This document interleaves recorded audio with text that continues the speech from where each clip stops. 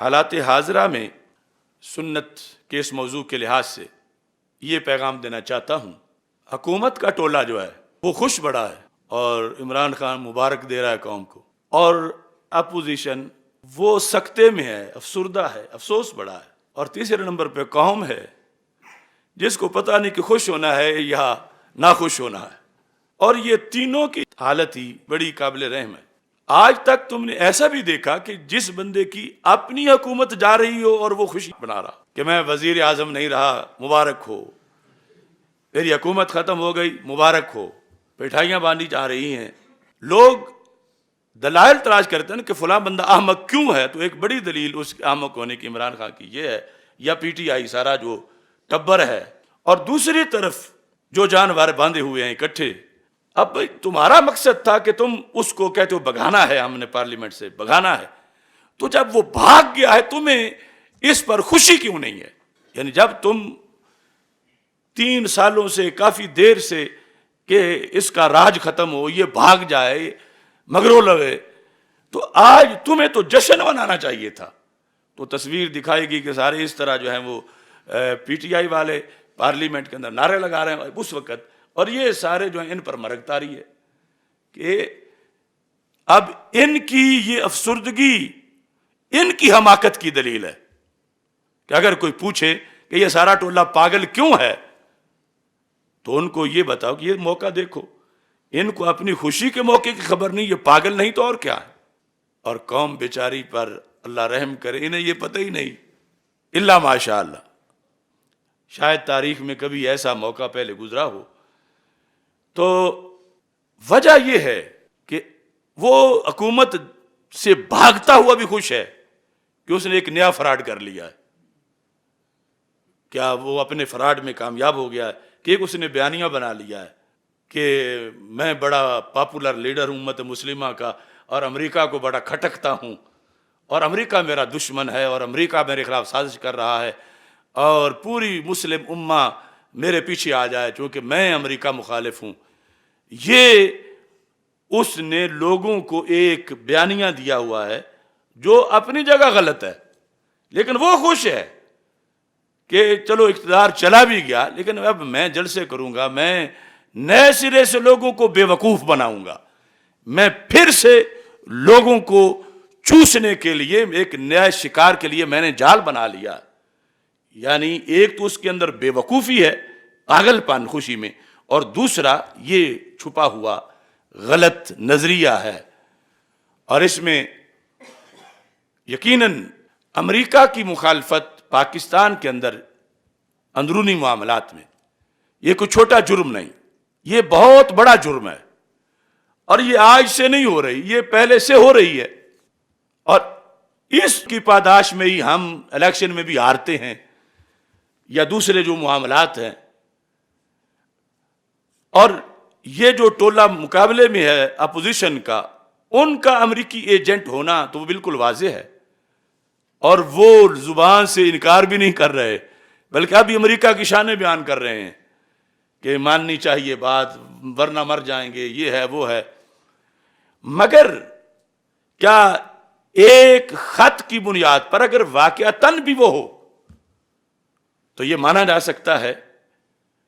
کہ عمران خان جو ہے وہ امریکہ مخالف ہے؟ نہیں مانا جا سکتا۔ جس نے آسیہ ملعونہ کو بھگا کے امریکہ سے داد لی ہو، جس نے اپنی ساری مشینری میں لوگ امریکہ سے منگا کے فٹ کیے ہوں، جس کے کردار کہ الف سے لے کر یا تک سارے تانے بانے امریکہ سے ملتے ہوں، وہ کس طرح امریکہ مخالف ہو سکتا ہے؟ ہاں یہ ہو سکتا ہے کہ امریکہ کا یہ پرانا دستور ہے، وہ لونڈے پالتا ہے، بندے تیار کرتا ہے، ان سے کام لیتا ہے، اور جب اس گرو کے چیلوں میں سے کوئی اکڑے تو وہ اس کو تھپڑ بھی مار دیتا۔ تو اس کا یہ مطلب تو نہیں کہ وہ جس چیلے کو تھپڑ پڑ گیا ہو بڑا مقدس ہو گیا ہے تب تھپڑ پڑا ہے۔ تو اگر واقعی خط لکھا گیا ہے تو پھر بھی امریکیت وہ پرانی وہ داغ دھلتے تو نہیں۔ اور ساتھ جو ہے وہ یہ بھی ہے کہ کسی نے 90 آرڈر اس کے مانے ہوں امریکہ کے، اور ایک پر اڑا ہو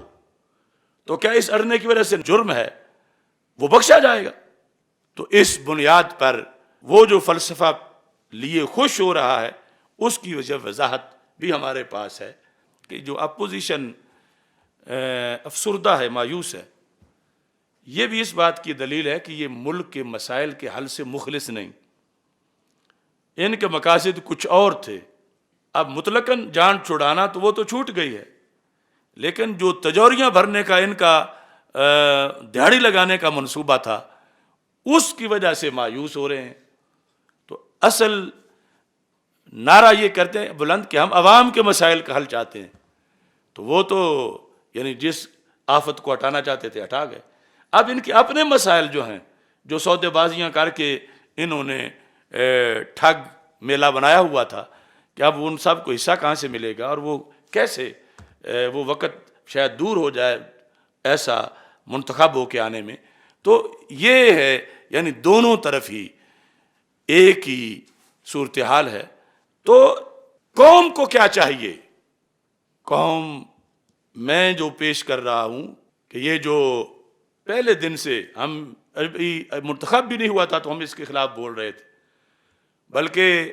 وہ غازی ممتاز حسین قادری شہید ابھی زندہ تھے مدینہ العلم گوجرانوالا میں نے جو تقریر کی تھی عمران خان لفنگا کہہ کر، تو ہم تو کافی پرانا ہے اس کو جانتے ہیں۔ آج جو ہے وہ اس بنیاد پر اس کی طرف سے یعنی ملک کی جان چھوڑ دینا،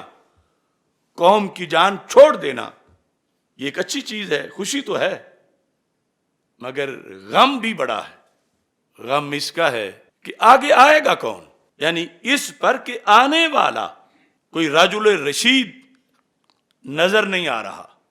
یعنی یہ تو ایک ظلم کا دور مکمل ہوا، اسلام دشمنی کا دور مکمل ہوا، کرپشن کے حملوں کا دور مکمل ہوا، عوام کو نچوڑنے اور بے تحاشا مہنگائی کا دور مکمل ہوا۔ خوشی تو تب ہے کہ اب کوئی بندے کا پتر آ کے بیٹھے، لیکن دور تک لگی ہوئی لائن میں ہمیں کوئی ایسا نظر ہی نہیں آ رہا، یعنی جو لائن میں آگے آگے منہ کر رہے ہیں پھر آنے کے لیے، یہ افسوس ہے۔ یعنی کوئی نہ یہ کہے کہ جلالی صاحب کو بھی اس کے جانے پر افسوس ہے، مجھے اگلے کسی کے صحیح آنے والے کے کوئی توقع نہ ہونا کہ کون آئے گا، کہ اگلا اس سے بھی بڑا آئے گا ظالم، حالات مزید معاذ اللہ خراب ہو جائیں گے، اس سے تو جان چھوٹی۔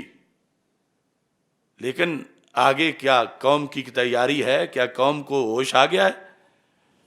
کہ پاکستان کے ایوان کے اندر نظام مصطفیٰ صلی اللہ علیہ وسلم کی کوئی جماعت کرائے؟ قوم کو ابھی تک نہیں آیا ہوش، اور ان کے حافظے کمزور ہیں، جو ان کو مار مار کے 2 سال 4 سال وقفہ کرتا ہے، یہ پہلے بھولے ہوئے ہوتے ہیں الا ماشاء اللہ، اور پھر اس کے ارد گرد اس کے نعرے لگانا شروع کر دیتے ہیں۔ تو اس بنیاد پر ہمارا رمضان المبارک کے ان مقدس لمحات میں یہ اللہ سے ہماری دعا بھی ہے کہ اللہ پاکستان کو عادل حکمران عطا فرمائے، اور یہ تمنا بھی ہے کہ کوئی ایسی منصوبہ بندی ہو کہ جس کی وجہ سے یہ سارا کلچر A to Z، یعنی جتنے ارکان اس وقت موجود ہیں، اللہ ماشاءاللہ شاید کوئی ان میں کوئی پاک بندہ رجل رشید ہو، مگر اکثریت جو آگے آگے نظر آ رہی ہے، کوئی ان ساری بھیڑ بکریوں کو کسی جنگل میں جا کے چھوڑنے کا بندوبست ہو جائے، اور کوئی بندے آ کے ایوان میں بیٹھیں، انسان ہوں، اور پھر قرآن و سنت کا علم ہو، وہ پاک باز ہوں، اور پھر پاکستان کا نظام جو ہے وہ ان کے ہاتھوں میں ہو، کیونکہ اس کو ملک کو ضربیں کھا کھا کر ظالموں کی اس کی چولیں اکھڑ گئی ہیں، اس کے تن بدن کو آگ لگی ہوئی ہے، یہ صرف اپنی صداقت اور حقانیت پر قائم ہے، اس کو مٹانے میں ظالموں نے کوئی کمی نہیں کی۔ تو اللہ کوئی ایسا عادل صالح حکمران دے کہ جس سے پاکستان کے مسائل حل ہوں اور پاکستان امت مسلمہ میں قیادت کر سکے اور ایک اسلام کا بہت بڑا قلعہ ہو۔